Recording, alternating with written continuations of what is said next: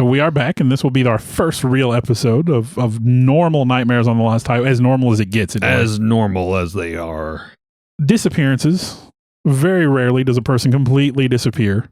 And when you have a group of people who seemingly disappear and then are found later on deceased for almost no discernible reason, those are really crazy stories. Now, we did the Dyatlov Pass incident, which was sinister, and honestly, I think we came to the conclusion that probably the Russian government might have been responsible. Right.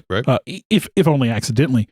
But there's a story that's referred to as the American Dyatlov Pass, and I had stumbled across this one. Again, Reddit is how I find a lot of my stories. This is the story of the Yuba County Five. Not to be confused with the Yuma 6 Western movie. I didn't know that was that a movie? There was a movie because that actually came up in some of my research. So it's one less and different letter, not and an Yuma and Yuba. But the Yuba County Five young men went to a basketball game one night, had big plans for the next day, basically, and lives ahead of them, things they were looking forward to. They never came home. And one has no evidence whatsoever of what happened to him. It's never been mystery. Found, never been spotted. So tonight, the Yuba County Five. From a child born into this world, we are taught what to believe. Closed-minded we become, fearful to be deceived. Still we desire to know what lies beyond that locked door. The art of the storyteller, conjuring tales of legend and lore. History hidden, lost knowledge, things forgotten and the unknown. These are the things that direct us and will set the tone. Welcome, friends, to another episode of Nightmares on the Lost Highway.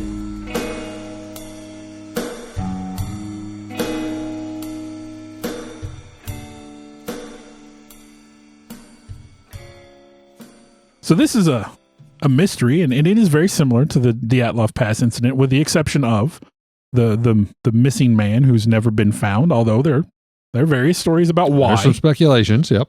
But this was a group of young men from Yuba County, California, commonly known in that area as the Boys. That's what their parents would routinely call them. They were called the Boys. There was 5 young men, and each was, they each had, let's say, some cognitive, mental illness. Some of them were defined as quote unquote slow learners. And let me also say, this is in 1978. Yeah. So a little bit of the terminology may not be kosher today. Well, again, we're using do the term our slow best. learner is not. Yeah. But you had these 5 boys. They boys. called them the Boys. They The were boys. young men. I think they were between like mid-20s and early 30s. Mhm. But this group of guys, they hung out together. They were best of friends. They had actually, I think, met through the hospital or something like that. Like a Special Olympics like a special group. Yeah. And they'd known each other for at least 5 years. Yeah, and they were a basketball team, actually. Yes. And they were fixing to participate in a Special Olympics sponsored tournament, actually. The next day. So, but again, you have the Boys. And so we're going to go through, we're going to tell you about the Boys. And I think Eric has a little more detail than I do, so I'll let him do that, and then I can add, if I had anything he didn't. So okay, yeah, that the group I think was called Gateway Projects. It was an organization kind of to help the people with disabilities. They had become friends to at least some degree, and all of them lived in the Yuba City area. Yuba County. Thank you. Good correction. The first one we'll talk about is Jack Hewitt. Now, Jack's 24 years old. He's very nonviolent. He dislikes the cold. Very shy, reclusive. Did not like using even a phone. He had problems to concentrate enough to be able to use a phone. Yeah, he would ask other people to make calls for him, if I remember correctly. Rarely even spoke, to be honest. And when he did have a noticeable speech impediment. He could not read or write. Seldom ever spent the night outside the confinements of his own home. And his best friend was another one of the Boys, Ted Weir. Now, back to Jack before we jump to Ted. He actually worked at Gateway Projects for about 4 years. Now, according to Jack's father, he was probably the most extreme case as far as disabilities among the 5 men. That's directly from his father, knowing all 5 of the other guys. We jump to Ted Weir, a good friend of Jack's. 32 years old, nonviolent, but had a quick temper. Well, which is odd because most people that knew him described him as a gentle giant. Yes. He was very afraid of the dark, easily confused, easily influenced. And you're going to notice some of these details Eric's dropping in. They seem like odd things to note about a person, but that's going to come into play later. Yeah, just buckle up and remember. He was considered very outgoing, very friendly, and enjoyed talking to people. So that's almost like a contradiction.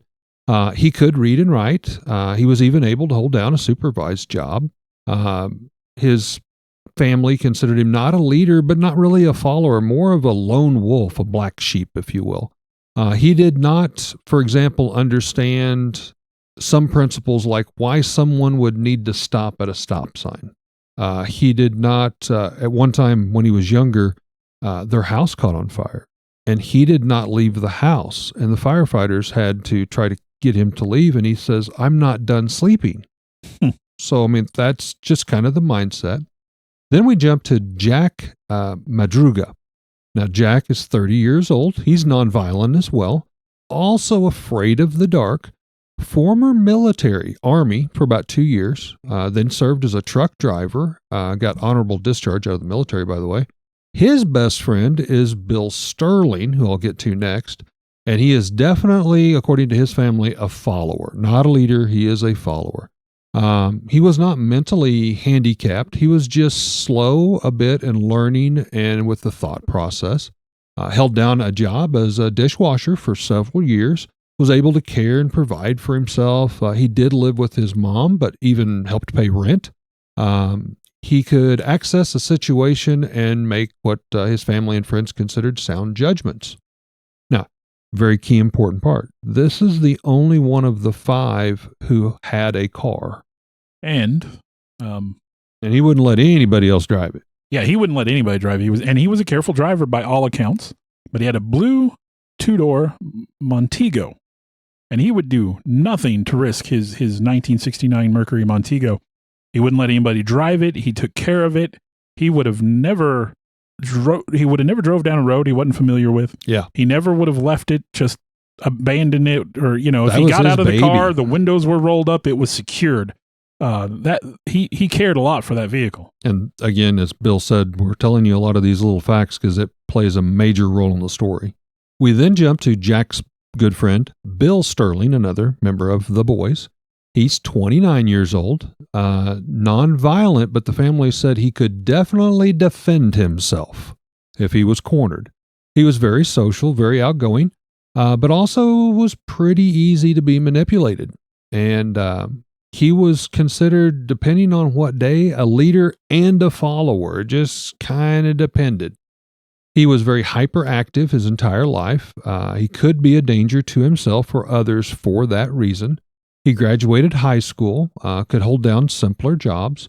Now, Bill's mother said Bill and Jack, that we just talked about, who owned the car, were enthusiast walkers. And being enthusiast walkers, they were able to cover great spans of walking distances. The mother said sometimes like 3 to 4 miles. I mean, that was nothing. Now, Bill's basketball coach stated Bill was intelligent, played aggressively, but was lazy. That was the word the coach used. Then we get to probably one of the most enduring of the boys, Gary Mathias. This is the one that there's a lot of speculation on. He served in the military, Army, for 1 year. He was medically discharged due to schizophrenia.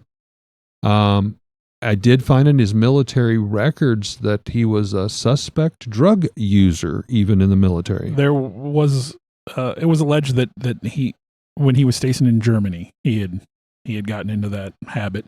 And I don't know if that was like prescription drugs or street drugs, but regardless. As far as his schizophrenia, he was also at the time of the incident, he was on medication, and it had been pretty successful in treating his condition.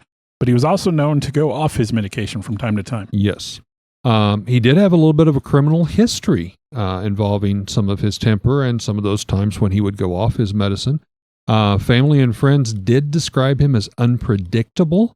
Some even said that he really kind of gave people the creeps. They did not feel good being around him. After being medically discharged from the Army after only 1 year, Gary attempted to return to school, but failed to be able to keep up to be able to pass that. Now, rather than facing his stepfather, Gary left the Yuba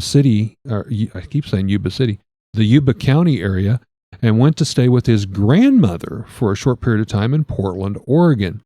Now, he showed back up at his parents' house just a few months later and said he was looking a bit rough.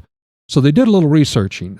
He had hitchhiked almost 535 miles, 9 hours from Portland, Oregon, back to Yuba County, California.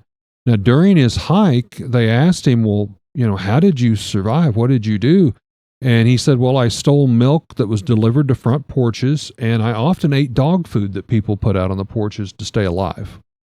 Upon returning and moving in with his parents, Gary was then introduced to the other 4 men, becoming the 5 boys.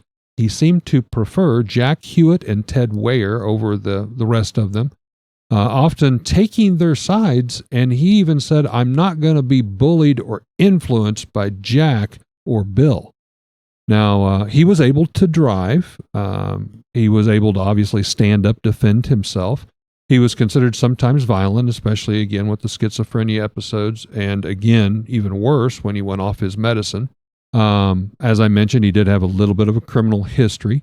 Even Gary's mother stated Gary seemed to be kind of the 5th wheel of the group.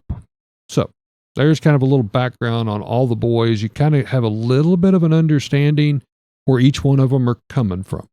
So on February 25th, their team, the Gateway Gators, which was sponsored by the Gateway Project. Gateway Project, yes. Eric talked about, which was a local program, like we said, for people with mental disabilities. The Gateway Gators, on February 25th, were scheduled to play their first game in a week-long tournament sponsored by the Special Olympics. Now, the winners of this tournament were going to get a week-long paid trip to Los Angeles and tickets to Disneyland.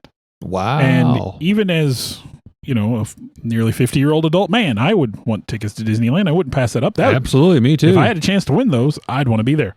Now, they had prepared the night before. This was going to be a big deal for them. They were getting ready. The day of the 24th, they got ready. They laid out their uniforms. They asked their parents to make sure they woke up on time that day. They were not going to miss the game. They considered it of utmost importance. It was very important to them. That was a major focus. They were not going to miss this game. Just to stress that part. The night of the 24th, they were going to go to a basketball game. They were going to go support their local team. Up in Chico, California. Yeah, in Chico. And so they loaded up in Madruga's car, and they drove to Chico that night to cheer on the UC Davis basketball team. Now, there's no doubt in anyone's mind that they made it to the game. Mm-hmm. The editor of the Chico newspaper remembers seeing all 5 of them. For some reason, they just kind of stood out. In his words, there was something very distinctive about them. Well, and I read actually in a couple articles, they had made this trip several times. They were almost kind of considered frequent celebrities, if you will. I mean, how do you say they were very excited about the game. Yeah. They would travel long distances. They would kind of stand out in the crowd, cheering, and they were having a hooping and hollering night. I mean, several people remembered seeing them, so they didn't act any different. They acted fine, great. I'm sure being spirits. Socially awkward. I mean, yeah, they probably do stand out a little bit. Right. Now, after the game, they all got into Madruga's beloved red and white 1969 Mercury Montego. Again, he loved this car. He never let anyone else drive. He was himself a careful driver, would not risk any damage to this 2-door Montego. They drove to Bears Market in downtown Chico for snacks and drinks. This was shortly after 10 p.m. This was verified by the lady at the counter, I believe, and some security footage. Mm-hmm. While there, according to an article from the Washington Post, they bought, quote, 1 Hostess cherry pie, 1 Langendorf lemon pie, 1 Snickers bar, 1 Marathon bar, 2 Pepsis, and 1.5 quarts of milk. This was all considered normal. These were the snacks that they would have chosen. However, that was the last time any of these young men would be seen. And that was in direct route on the way back from Chico on the way directly to their home. Now, the next morning, when the parents, went in to make sure that the guys got up to go to their basketball tournament, of course, they found they were missing. And I can't remember one of the young men. It was so unusual for them to not be home when they said they would be home that I believe his mom stayed up to like 2 a.m. thinking that surely they'll be home by now. And finally, she was like, I can't stay up. And she went to bed. Well, and again, people like this, we might even say with autism, like autism is a word we now use today to describe maybe what part of them might have been experiencing back then. They're creatures of habit. They have a very defined schedule. Yeah. They don't like to alter from that schedule, whether it be the time to get up in the morning, time to go to bed, time to eat, whatever. But even, outside of that, if they were going to run late or something, like they would were notified. the group that would always call home and say, hey, we're running late. So the next day, parents found them. They had not made it home. They immediately suspected something was wrong. I guess they contacted the police at that point, but since these were all adults, over the age of 20, yep. I mean, you don't treat that Can't quite really the same as a bunch of kids. Until a period of time. It's not a kid who's missing. These are adults. Maybe they stayed out all night. Maybe they went to a friend's house, whatever. So they didn't immediately treat it as a missing persons case. Now, as time went on, they did, of course, start reaching out. Police from Butte and Yuba counties did begin searching, and they were focusing on the route the men would have taken to and from Chico. I mean, it makes sense. That's the route you'd expect to find them on. Point A to point B. Should be pretty simple. They found no sign of them on that route. But a few days later, a Plumas National Forest Ranger told investigators, after I believe he'd heard about it on maybe the radio, saw it on TV, he told investigators on February 28th that he had seen the missing car. It was found abandoned in a remote area of the forest on February 25th on a mountain road, dirt road. This was way out of the way if they were headed back home in Yuba County. He didn't consider it strange to see a car sitting on the side of the road at that time, because this was a common place for people. They would routinely drive up there and then park their cars and go cross-country skiing. Yeah, and again, this was a very snowfall area, drifts. And then up on the mountain. Yeah, obviously. even worse, yeah. So, people would routinely park their cars and go skiing, so he didn't think there was anything out of the ordinary about this. He didn't report it immediately because it was pretty normal. Now, it was never fully determined at all, actually, as to why the car was abandoned 50 miles in the opposite direction of where the boys would have been headed. Nowhere near the path to go home. Yeah, this was far off any direct route between Last Chico seen and them Yuba at County. 10 p.m. that night at Bears Market. So sometime after 10 p.m., we just decided, hey, let's go totally the opposite direction. Totally the wrong direction. They had reached an elevation on this mountain road of about 4,500 feet. They were right at the snow line for that time of year. The car was stuck in 5 to 6 inches of snow. There was evidence that they had spun the tires at some point trying to get out, like you do. Yeah. But the car was still in good working order and could have been pushed out of the snow by 4 healthy young men. I was going to say, some of the police and stuff, I saw some photos. To your point, the tires may have spun, but it wasn't what they considered stuck. Yeah. I mean, it wasn't like off in a ditch or anything.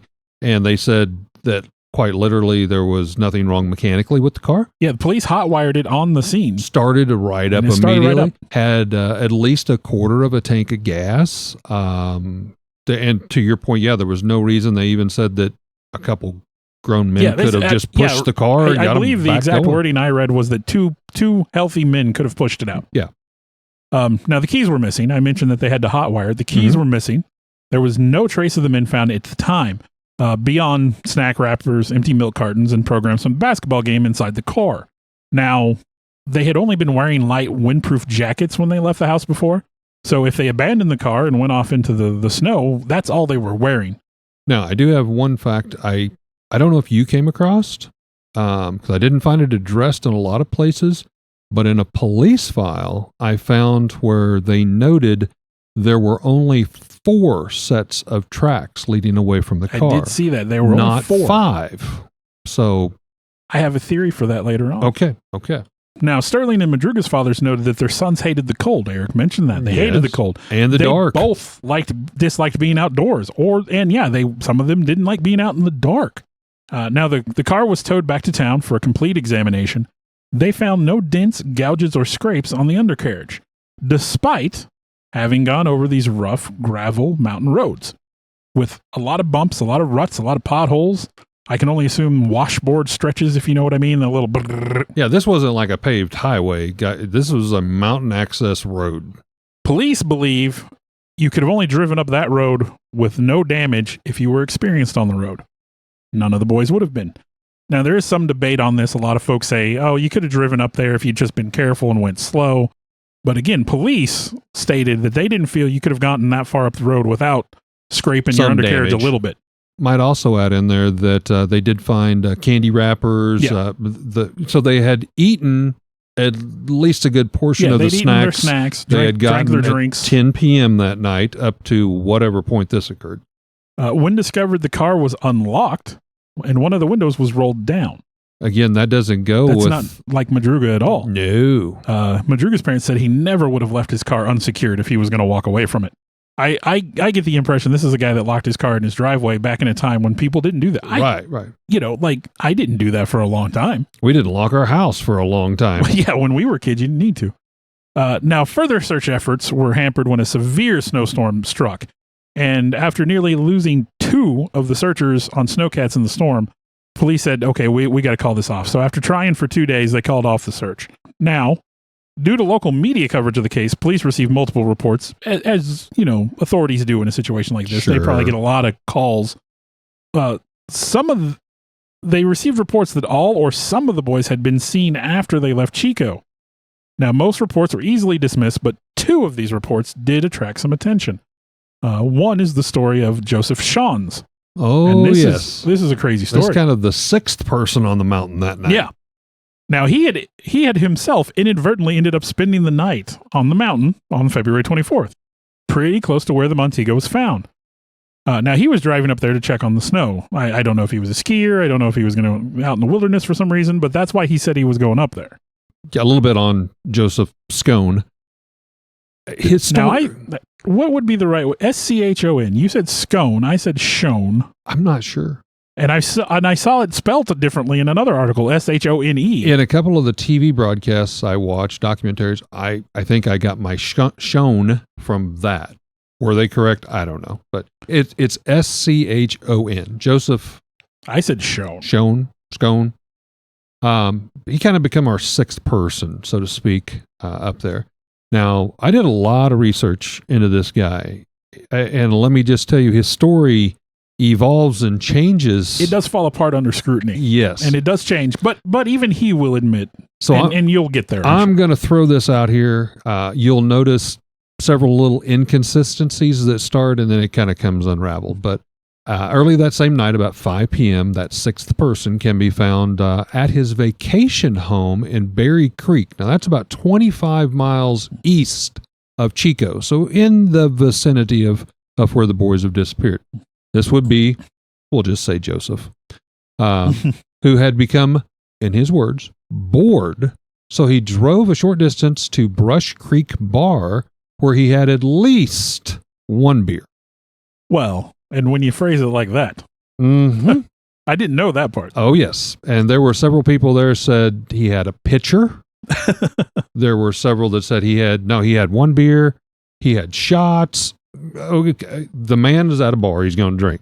Okay, so for unknown reasons, he did not stay there for very long at all and instead left and traveled a short distance to Mountain Home Bar, where he had several more beers. All of this was in a period of a time of about an hour to an hour and a half. So this man's hit 2 bars, had at least 2 beers, quite possibly He probably more. shouldn't have been driving on the mountain. Yes. As witnesses say, he left the Mountain Home Bar about 5:30 to 6. Up the mountain further, he decided to go check the snow line on the mountain. He stated he had family and friends coming the following day and anticipated they might just want to come play up in the snow, so he was going to go kind of scout it out. Yeah, they had rented a cabin for the weekend, I believe. The next words were kind of immortalized across several newspaper clippings when they interviewed him. And he said himself, he just wanted to go kill a bit of time. Those words would kind of come back to haunt him a little bit. That might not be what he should have said under the circumstances. Some of the patrons at the Mountain Home Bar thought this was odd because the pavement ended at an elevation of about 4,000. Bill had mentioned the range of the mountains, about how far up. Just a very short distance from where he was at. And he knew the dirt roads beyond that obviously aren't going to be any better than paved roads and were known to be quite treacherous, especially in bad weather, and you could get easily stuck. So at about 6:30 p.m., only 8 miles from Mountain Home Bar, Joseph found the snow he was looking for, and his Volkswagen Beetle became stuck. Yep, got stuck. So here we got Joseph. He tried for about 30 minutes to get the vehicle freed up. When he said he started experiencing chest pains, followed by extensive vomiting, believing he was having a heart attack, which is quite possible out here shoveling, pushing, doing whatever. I can see the chest pain and all that, but you may have also had a lot of beer. Yeah, I mean, if you drank that much in an hour and a half. Yeah, could have something to do with it.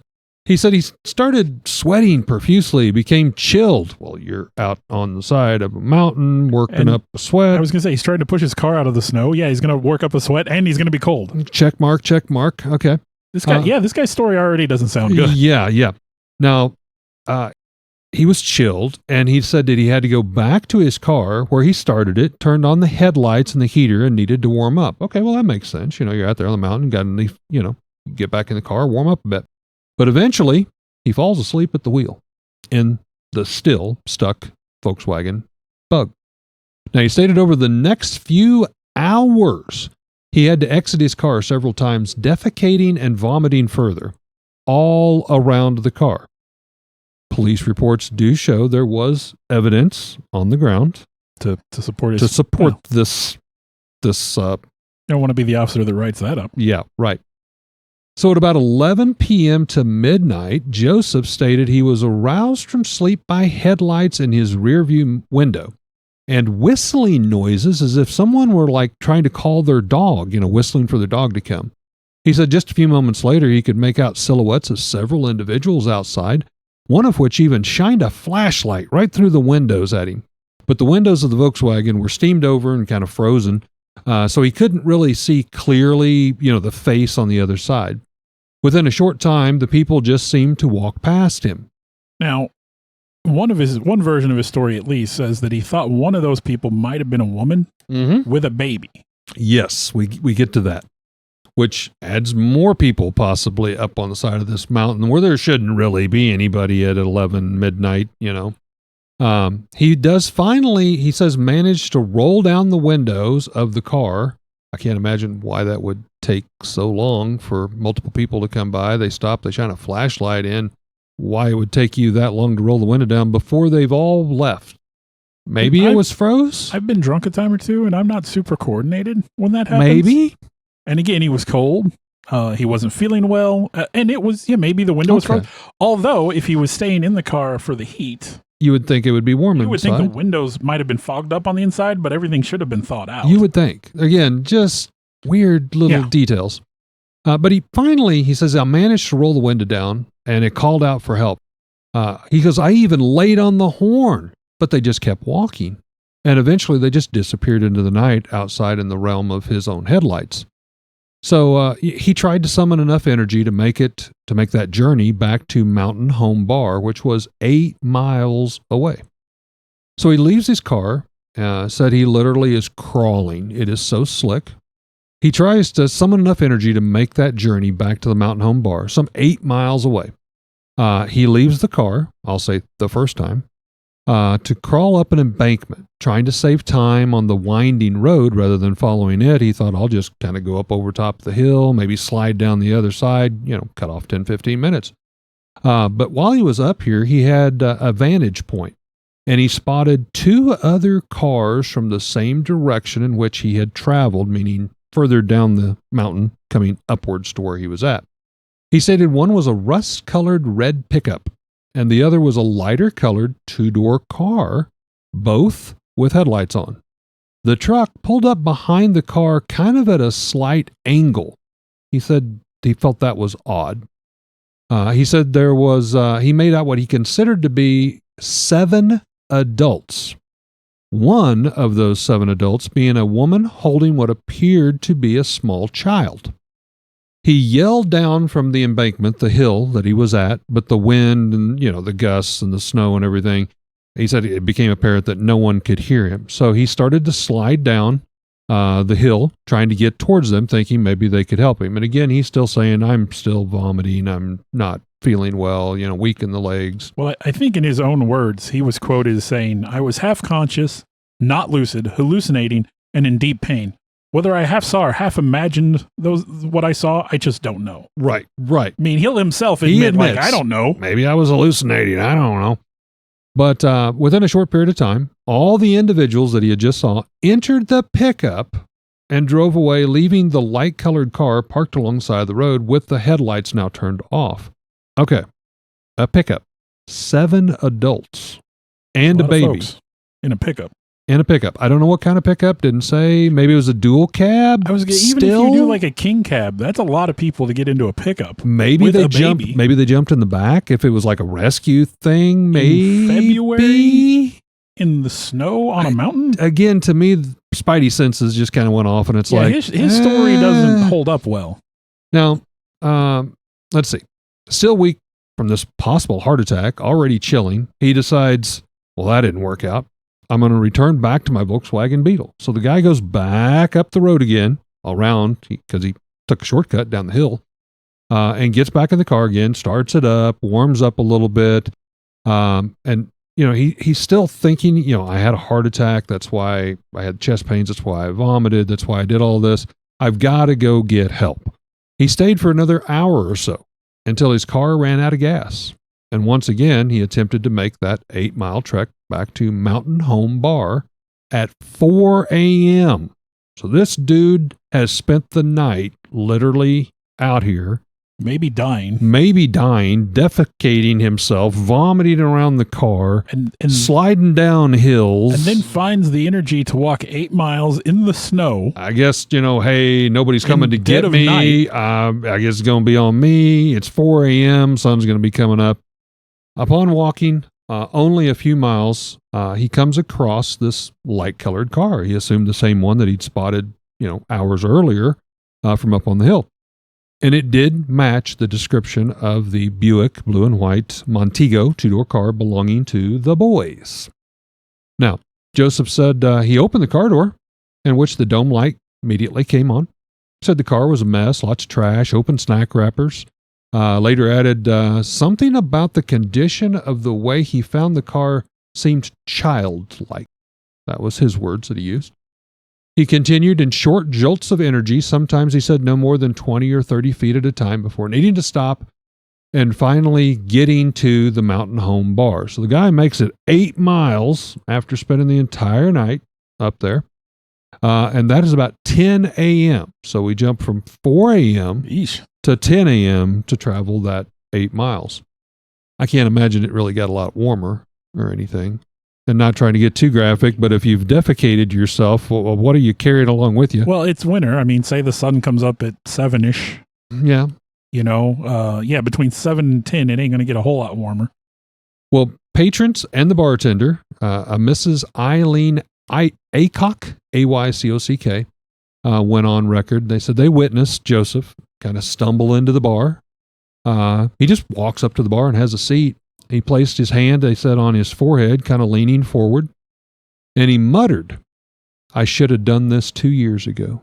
What does that mean? Yeah, that's a weird thing to say. I should have done this 2 years ago. No one really Walked to the bar in the snow? I mean... Yeah, defecated myself? I don't know. But no one really thought much of it, not knowing the full extent of the story, nor really anything about the missing 5, the boys, at this point in time. Now, Mr. Scones, Joseph, he then asked for 2 aspirin and a glass of water, in which Mrs. Aycock quickly gave him, the bartender. He then asked, "Can anybody give me a ride home? I've made it down the mountain 8 miles, people. It's taken me 6 hours or whatever. I'm only 30 minutes away." Mrs. Aycock asked one of the frequent customers, a Steve Robinson, and his girlfriend, Laura Lynn Smith, "Would you be kind enough to assist?" And Mr. Robinson agreed. Now, both Stephen Robinson and Laura Lynn Smith stated that Joseph seemed disgruntled, said he was very nervous. He never once said thank you for the ride, which kind of seemed odd and not really respectful.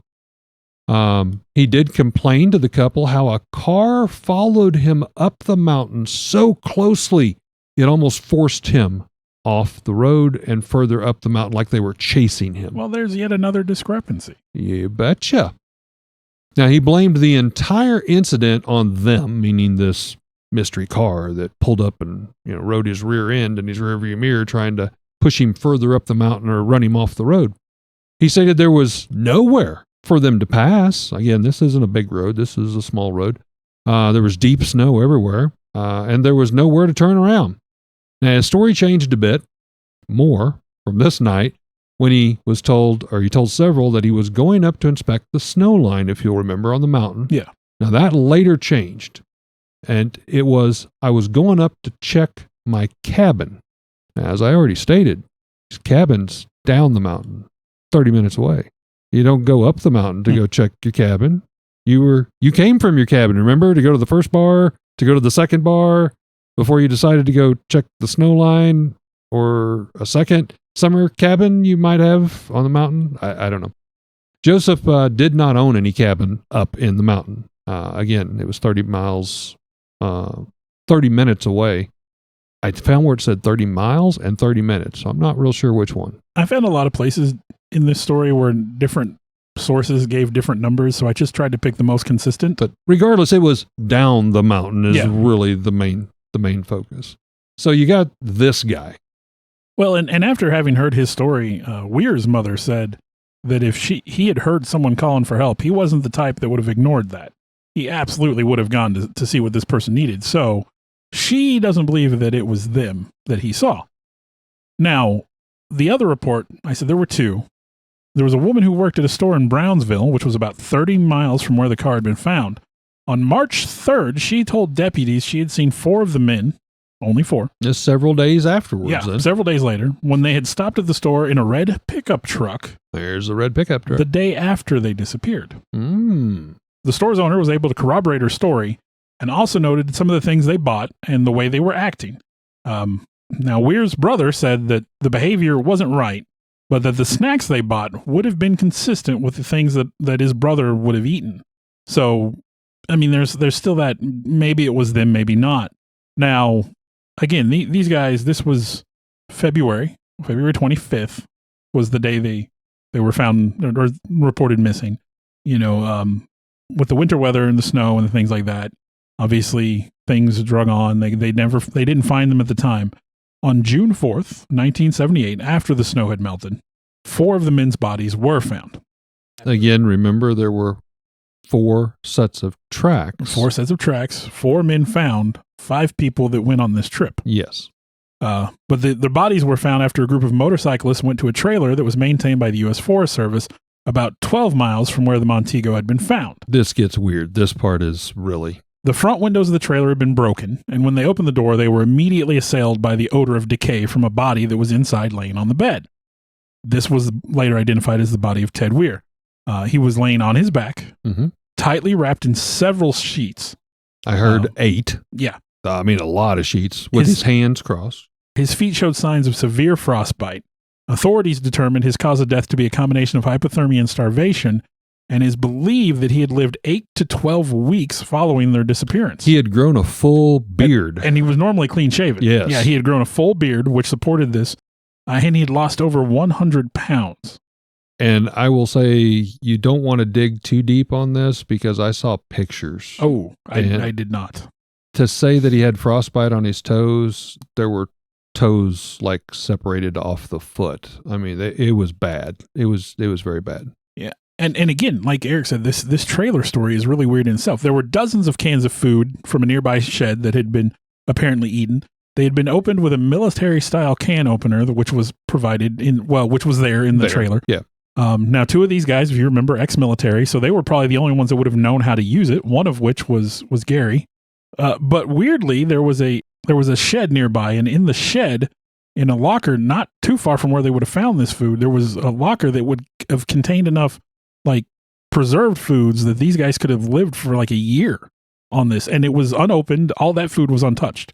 And there was also heat sources. There was a propane heater, propane tanks. There was a propane tank hooked up to the trailer with a heater in the trailer. There were matches available. All they had to do was turn it on, and they would have. But they showed no evidence of having touched any of that. Now the search resumed once this was discovered along the road between the trailer and where the car was found. And the next day, they found the remains of Madruga and Sterling on opposite sides of the road. This was about 5 miles from where the car had been found. Madruga's body at this point had been partially eaten by scavengers, and only bones remained of Sterling. Now, the autopsy showed that both of these men had also died of hypothermia. Now, these two men were known to be very close friends. They were good friends. So one theory is, if one would have like not felt well if one or went stopped, down, the other one would have probably stayed with them. 2 days later, as part of the search effort, continuing search, Hewitt's father found human remains. He actually found the backbone of his own son, and this was 2 miles northeast of the trailer. The clothes found around were used to help identify the body. And the next day, a deputy sheriff found a skull downhill, and dental records confirmed it was Hewitt's. His death was also attributed to hypothermia. Now, one of the family members actually addressed to the point the food being locked up. It looked like they had gotten into one cabinet, got some food. The other food, as you mentioned, the more plentiful one, was still locked. And one of the family members said, that does not surprise me at all. Said, these boys were the type that if it's locked, well, they would get in trouble if they busted a lock, or they would think that it's bad to steal, so we're not going to take this. And again, we are dealing with people who are not properly thinking, right? But you'd like to think that if you're up here in a trailer for 8 weeks or more, starving to death, maybe I can take a risk and break into it. But the family, they felt that was perfectly explainable. And it makes sense. And I could see that. Now, no evidence of Gary was found except his shoes were found in the trailer. This is weird. Which was weird. This is the only evidence of Gary that was ever found in that area. Now, the other guy's shoes were gone. Yeah. But they were smaller than Gary's feet. So, he didn't take his shoes to walk off in. So, yeah, the one theory was, well, he needed a better pair of shoes, and he thought, that shoes, you're not going to put on a shoe that's 2 sizes small for you to go out trekking across the frozen tundra. Yeah, so. Now, since Matthias was assumed maybe to have not taken his medication, they were trying to come up with any explanation for what had happened. Authorities circulated pictures of him to mental institutions around California, thinking if he needed his medication or he'd been found, that somebody would take him to get help. No trace of Gary has ever been found. Nope. Now, even with all 4 bodies, investigators cannot determine beyond cause of death what led to these young men dying. Yeah, they were too far gone. Yeah, there's no explanation for why they were there in the first place. Now, what would bring them on the side of this mountain, way out of kilter from their way home, in a car that the guy is very defensive of? Why would he drive it up a dirt road? None of this makes sense. Now, they did learn later that Matthias had friends that lived in the nearby town of Forbestown, and it was possible they had taken a wrong turn. Supposedly, if you look at the maps, which I didn't take the time to do, but if you look at the maps and you follow the road from Chico to Forbestown, there's literally a junction that would have taken them straight onto this mountain road.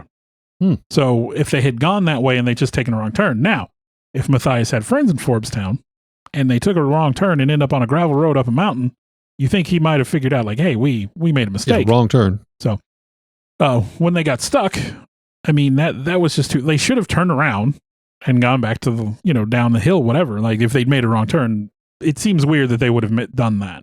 Now, a day prior to the disappearance, a Forest Service snowcat had gone down this same mountain road in that same direction to clear snow off the roof of that trailer.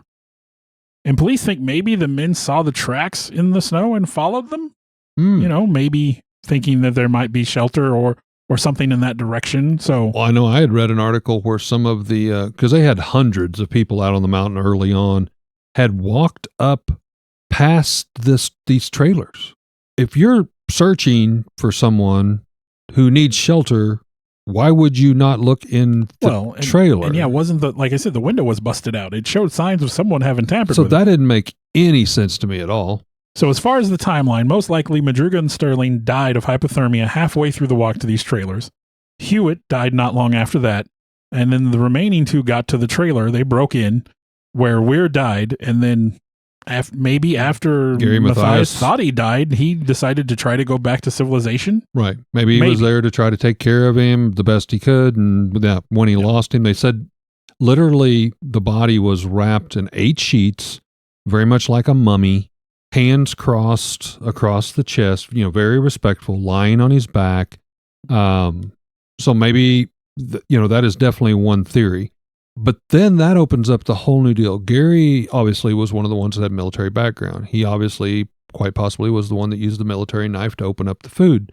Are you going to let your friend starve to death and freeze to death when you got all of this here?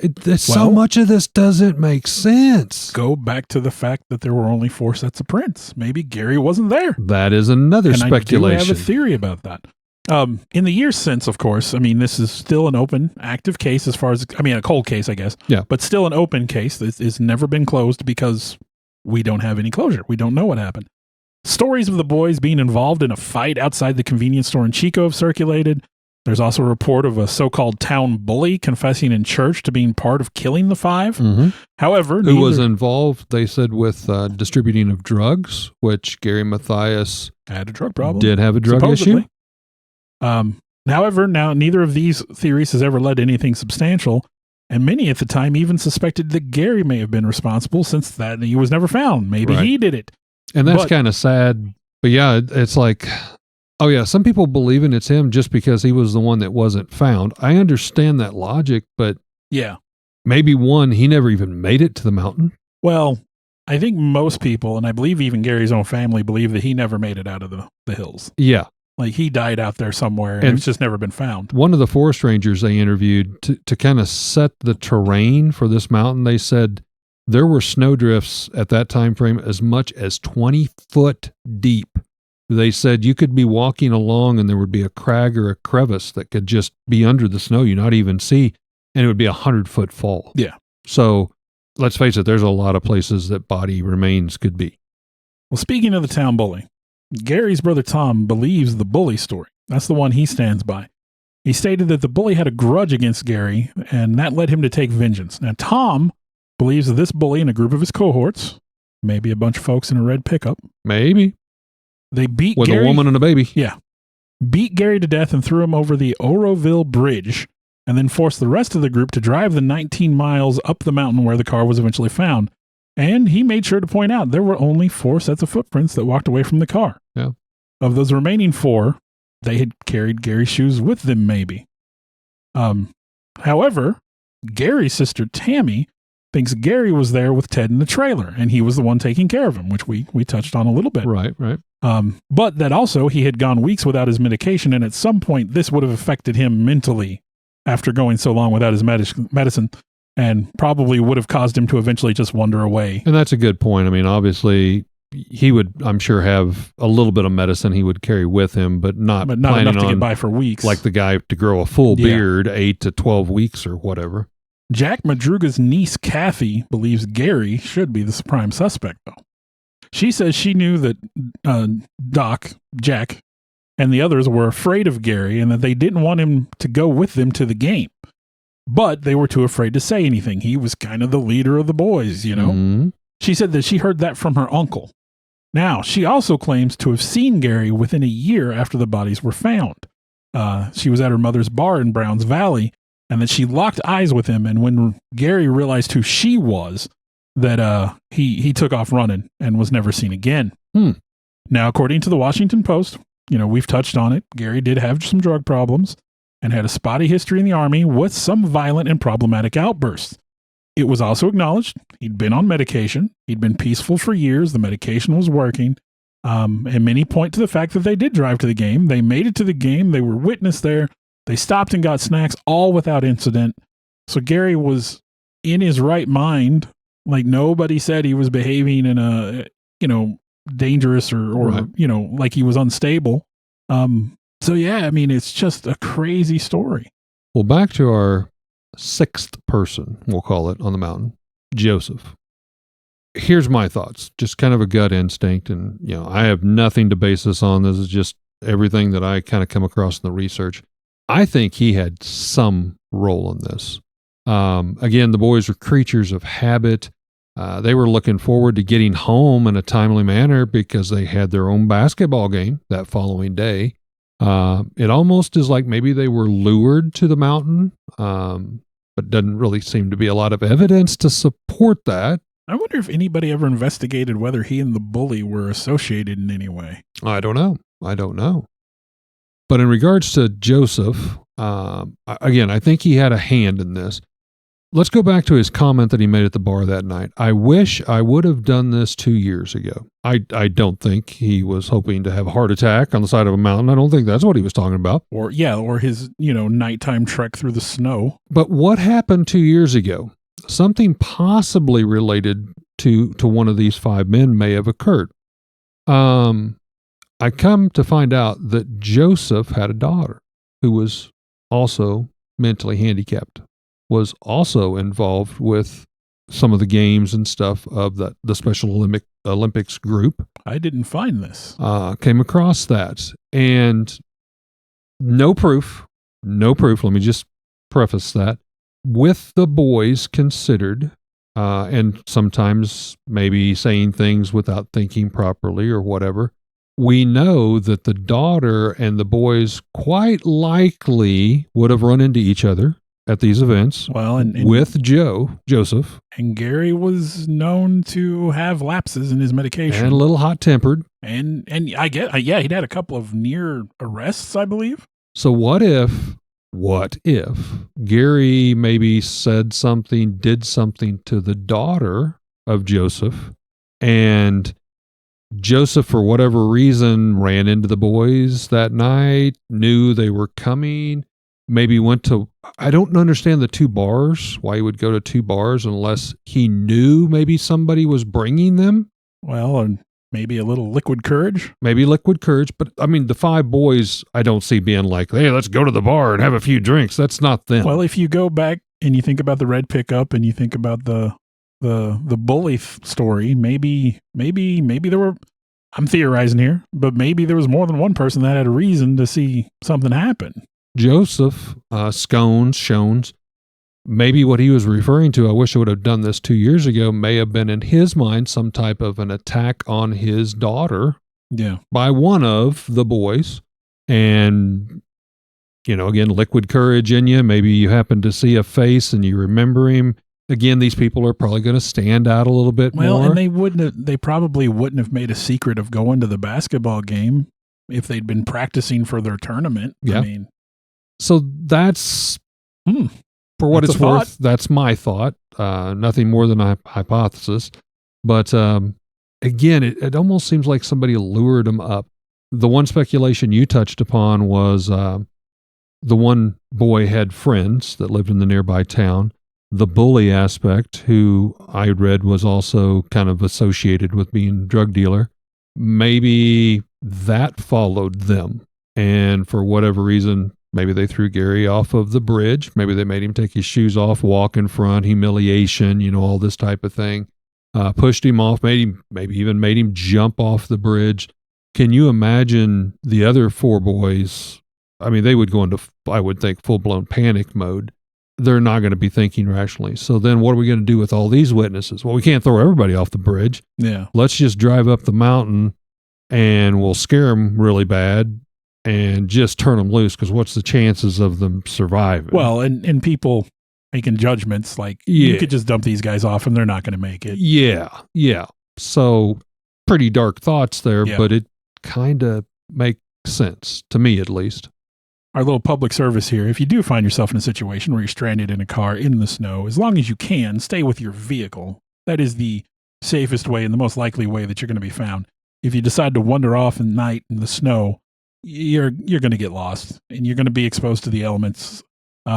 Even here in Missouri, you know, when wintertime hits, they recommend that you have a winter kit in your car, blankets and kitty litter, candles for traction, some food if you have medications you need, things like that. Stay with your vehicle. It's the most likely way that you're going to be safe. I've read that a couple just votive candles will keep enough heat in a closed car that'll keep you from freezing to death, you know, in most circumstances. One thing I will add is if you have your car running, make sure that you crack your window. Yeah. Some people I know actually perished that way. Some friends of the family, they just left their car going and thought that was the safest thing to do, but didn't crack the window, and it didn't work out too well. It does seem counterintuitive, but yeah, you don't want to trap those gases in there. So I guess it's time for the headlines.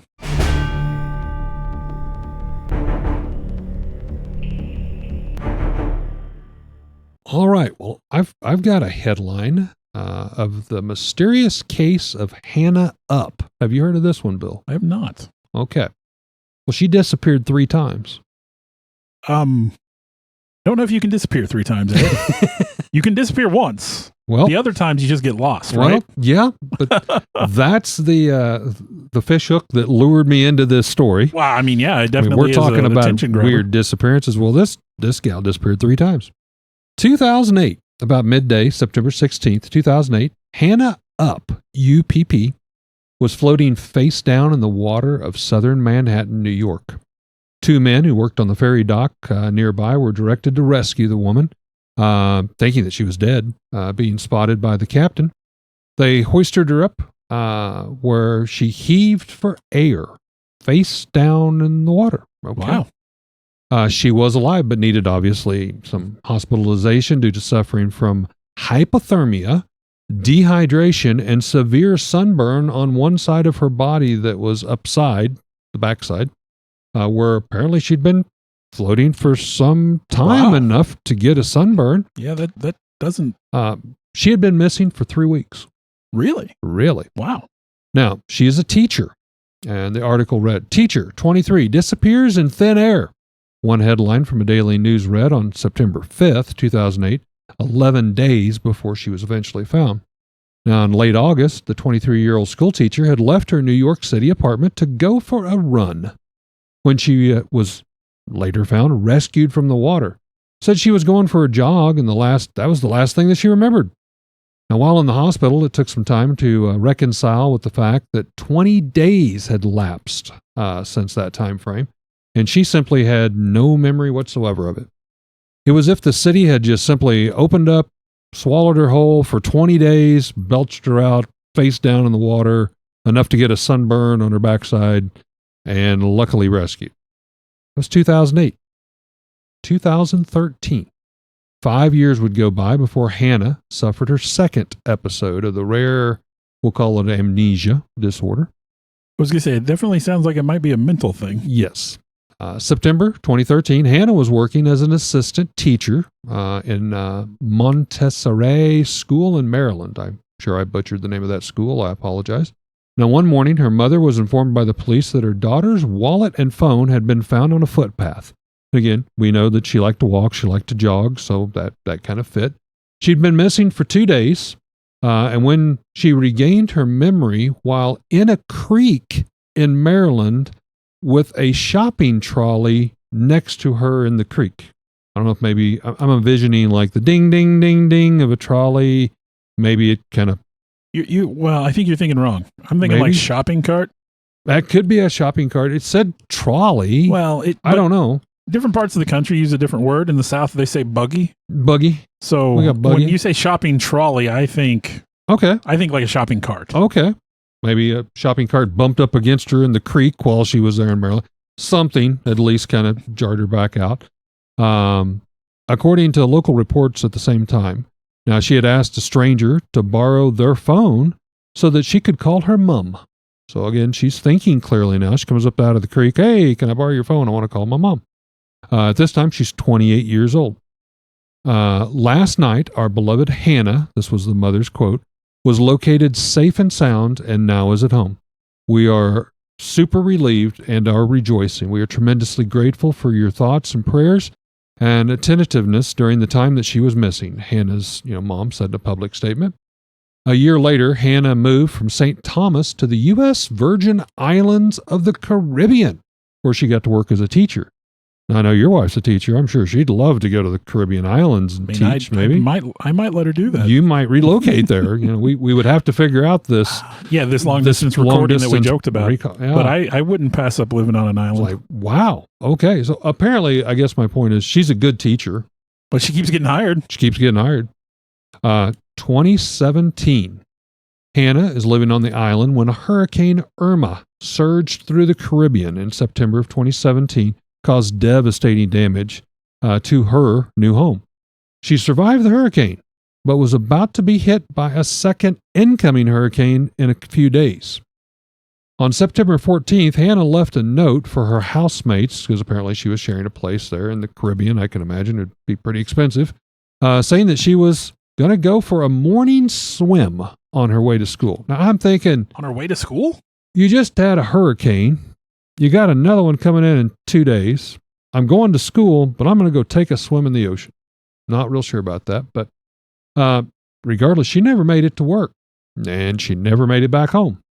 Now, the following morning, it was found her neatly folded clothes and car keys were found at the beach, right there on the beach where she said she was going. Go take a swim. It was the same month as her previous disappearance. It's kind of weird. And again, her disappearance seemed to be connected to water. Water keeps coming up here. Her unlocked car was parked nearby. Her wallet, phone, and passport all inside. Now, her friends explored the shore and sea for 3 days before they needed to suspend the search because, hey, natural disaster. Here comes the second hurricane, Maria. September 2017. Amid her disappearance, her friends and family set up a Facebook page. Find Hannah Up. If anyone sees Hannah, please go to her, they wrote in Facebook posts on September 20th, 2017. She has a rare dyscognitive amnesia disorder that may be in play. If so, she may not even know where she is or who she is. It is believed that Hannah had another one of those memory lapses of amnesia, one that seemed to be triggered for whatever reason by water.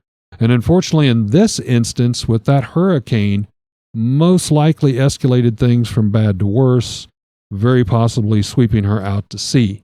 Or could it be alien abduction, as some of the Reddits and some of the posts saying she's disappeared for periods of time. Aliens are taking her and then returning her, wiping her memory. I don't know. That seems like a reach. I'll let our listeners decide. Well, mine is I got a little short, quick one here, mainly because we've covered most of it already. But this just shows you the lasting impact and the lasting mystery of the Yuba County Five. From actionnewsnow.com, dated August 4th, 2025, just about a week ago, by Kelly Sam. Unsolved mystery. What happened to Gary Mathias and the Yuba County Five? Mystery of the Yuba County Five remains unsolved. Decades after 5 men from Marysville vanished in the Sierra foothills in 1978, 4 were later found dead. Gary Mathias is still missing. Mathias and his friends, all with mental disabilities, attended a college basketball game in Chico on February 24, 1978. They were last seen at Bears Market, now downtown Liquor and Market, where they bought soda and candy for the drive home to Marysville. 4 days later, their car was discovered abandoned on a dirt logging road northeast of Oroville near Rogers Cow Camp. More than 3 months later, one man's body was found in a Forest Service trailer at Daniels Inc. Campground 20 miles northeast of the car. 3 other bodies were located between these spots. Mathias, however, has never been found. The case has inspired books and documentaries due to its puzzling nature, and questions linger about why the men drove up a snowy mountain road and left their car in winter. Mathias, diagnosed with schizophrenia and known to have drug problems, left behind curious clues. His black shoes were found in the trailer where Ted Weir's body was discovered. Weir survived for 6 to 13 weeks, according to the autopsy. Mathias was 25 at the time of his disappearance and would be 72 today. He was 5 feet 10 inches tall and weighed 170 pounds. Anyone with information on Gary Mathias or the Yuba County Five is urged to contact the Yuba County Sheriff's Office at 530-749-7777. So again, they're still looking for leads. Yeah, and actually Netflix, I believe it was, dropped special here. Was it last year? They had they actually had a series involving like unexplained mysteries, paranormal, supernatural. Yeah. Yuba County Five was part of that. Did a very good job on it, but that kind of re-sparked a lot of interest. Got a lot of internet sleuths and stuff, really opening up this case again to try to figure out why they were there. I think it is, for the most part, pretty self-explanatory. Most of the men died of natural exposure, but what put them there? Why were they there? That's the part. And then of course the one. Gary Mathias. What happened to Gary? What happened?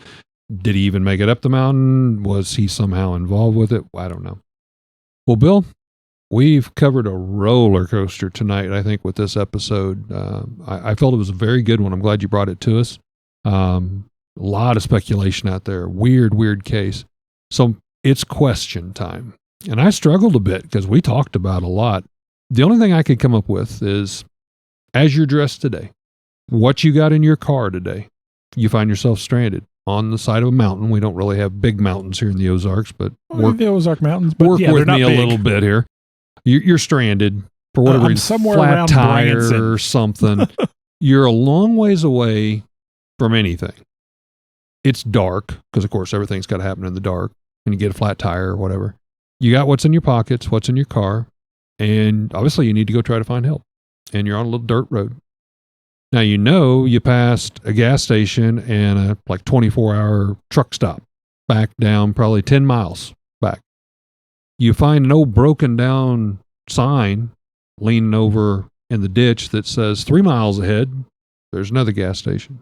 Which way would you go? I'm not a gambler. I've said that many times. I'm not a gambler. I go with the sure thing. Might have to walk a little further. And you said as I'm dressed now. Obviously, if this was wintertime, I wouldn't be dressed like I am now. Right. Let's say it is wintertime. It's wintertime, and I had a coat and some things. A light windbreaker. Well, I usually just wear a hoodie for the most part. So well, okay. I think I could make it quite a ways in the snow. I mean, again, I'm a relatively healthy guy, and my got body, some new experience walking a lot. My body temperature does run hot, and yeah, like you said, I've been walking a lot, and I've been doing a lot of hiking on the weekends, or I did when it was cooler. It's gotten too hot for that. Yeah, amen to that. But I spent a lot of time, hours and hours and hours out on hiking trails this year, so I think I could make it. And again, that's a sure thing. Like a broken over sign, who knows what you're going to find? Right. So you're going back to the one that you passed that you know is I know open that's 24 there. hours a day. Yeah. To answer my question, I'm the same way. I am a gambler. Yeah. But with that sign, who knows how old it is? Yeah. You're going to walk 3 miles one way and turn around and walk 3 miles by. There's 6 miles. It's only 10 back there. I'm probably going to bank with what I know in this circumstance. And I literally, to kind of put it into perspective, I do carry a small mag light in my car at all times. I also carry a knife. So I would have those and probably all of $10 and maybe some change in my pocket that I'd have. So yeah, I wouldn't have any of that. I'd have to rely on the kindness of strangers at that point. All I got, I'd have my wallet, but I rarely have cash on me anymore. So to speak to this, have you ever found yourself lost in the woods or maybe, I mean, if not the woods, like if you've been on a road trip and found yourself in a place where you're like, oh man, I don't know where I'm at. All the time. All the time. Growing up in the country, we spent a lot of time out in the woods, on four-wheelers, whatever, fishing, hunting. It's easy to get turned around. Yeah. A lot of people don't realize that. There are certain landmarks, like if you grew up with, but if you're in the woods that maybe you go see once a year, it all looks the same after a while. And especially once that panic kind of starts kicking in. Same way when we travel. I love to take outer roads. I really do. I love to see, again, it's the history aspect of it. I like to see what old buildings was there and stuff.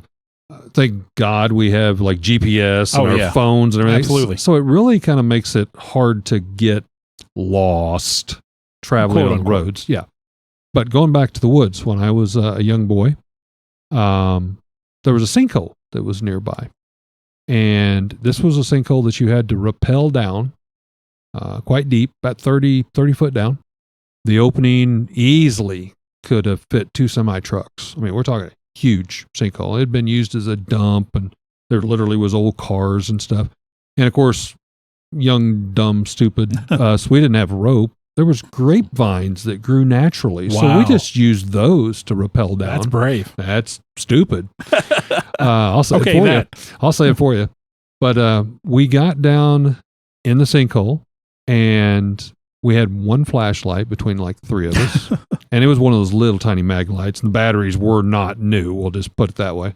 And we got in there, and it opened up to a big cave. And it was like, man, this is really cool. And just any common sense just went out the teenager's back door. Been there, done that. And we found ourselves lost in this cave. Oh.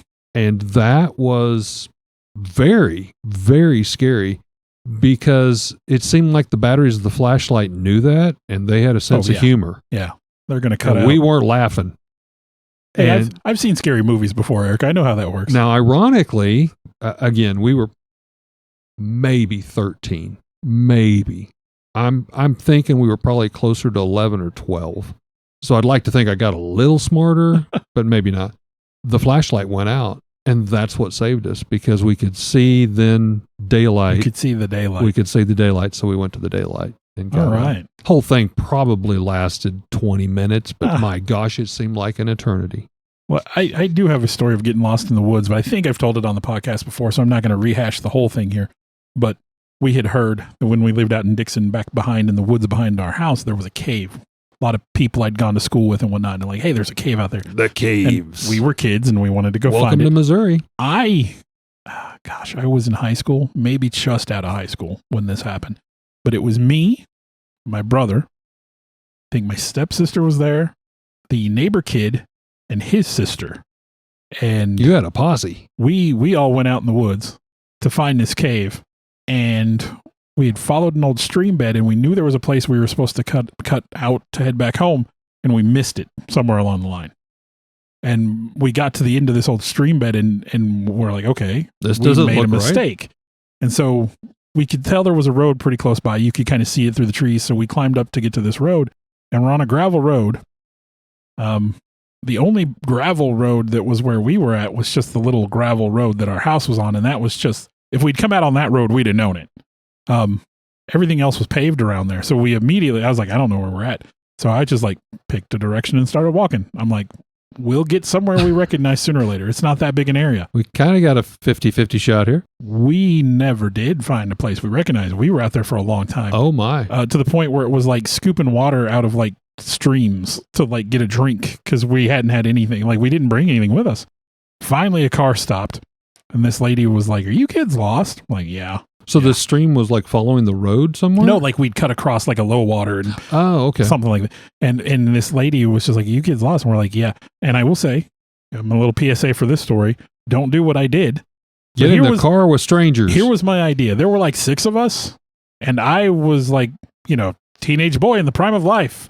This lady's going to try to kidnap us. She's by herself, and I can take her. And I knew how to drive. So good rationality.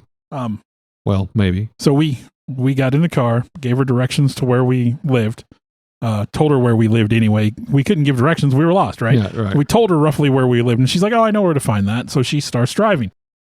Finally, we get to a place that I recognize, and this is like almost in town, which I lived quite a ways from town. We had walked that far. Wow. But it was, if we'd have walked down this road like 3 miles, we'd eventually got to my friend's house, and I would have known where we were at.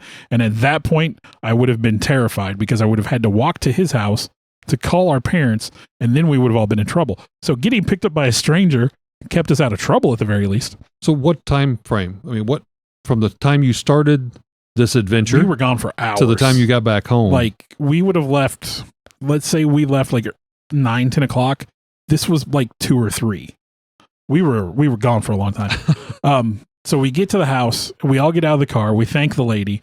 There was some confusion. And she asked, like, so where are you kids from? Like, blah, blah. I told her my mom's name, and she thought that was my mom's last name, and she knew a family with the name Cheryl. And so I just went with it. I'm like, okay, you think you know my family. It's good enough for me. Whatever. I hope this was a sign that she wasn't going to abduct us. She dropped us off. After she dropped us off, it was like one of those, all right, here, let's coordinate our stories. Yeah.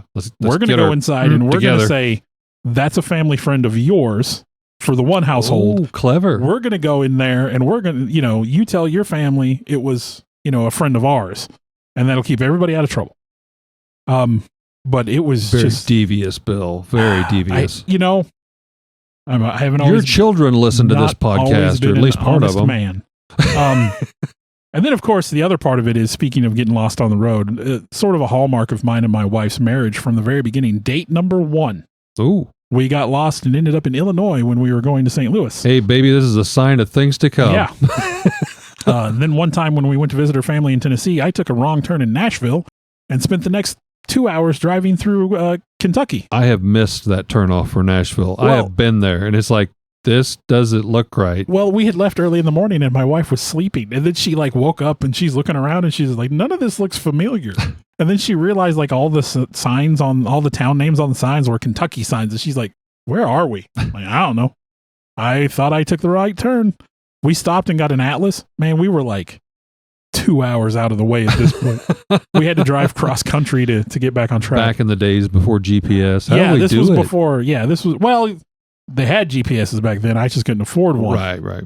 Now, yeah, you pull out your phone. I can be on a hike in the woods and pull out my phone and go, okay, we got to turn left. Yeah. It's hard to get lost in this day and I age. remember before even the atlases, we had those big fold-out maps. Yeah. And I remember family vacations, mom and dad, whoever one would be driving, and that was our job. And you're trying to flip the map and the page, and this thing is the size of a poster board. And you can never fold them back right. Oh, you could never fold them back right. Yeah, so yeah, being lost has been sort of a kind of a running joke in my family. And when we go places, we routinely find ourselves in places where we didn't intend to be. Let's go get lost. It's called an adventure, Bill. Man, I found parts of St. Louis that look like they came straight out of The Walking Dead. So Been there too. Well, we hope that you've enjoyed yet another episode. One of our first back from a quite lengthy stead of absence on the Yuba County 5. And let's remember, wherever you get lost, don't get lost on the Lost Highway. Ooh. Thanks for listening, y'all. We appreciate you. Hey, real quick call to action. I think Eric would agree. We'd like to grow this Nightmares on the Lost Highway. Absolutely. If you could, if you're listening on Apple, if you would go and give us a review and rate us. If you have some feedback, that's fine too. Whatever platform you're listening, follow us, rate us, give us some reviews. That helps get some recognition and gets our name out there. We do have a Facebook page, Nightmares on the Lost Highway. You can easily find us if you want to communicate with us. If you want to share some possibilities for future podcasts with us, reach out. We want to talk with you guys. I want to take a time to thank the people that helped bring this all together. Alex Tudor, you can almost call him our producer at this point. Sarah Tudor, who also helps with some of the technical stuff. I want to take a moment to extend thanks to Eric for letting us use his space to record in, kind of our makeshift studio. I, in turn, would like to thank Bill for, one, putting up with me and using this camaraderie to do something we both very much love and enjoy doing, and thank Bill's family for allowing him to spend all the time to work and clean up our recordings and present them in what you hear in the final terms, the final edition, if you will. And I'd like to thank all of you for continuing to listen. I know we've got some loyal followers out there. We do this as a labor of love, but we're happy that there are people that enjoy it hopefully as much as we do. Thank you very much.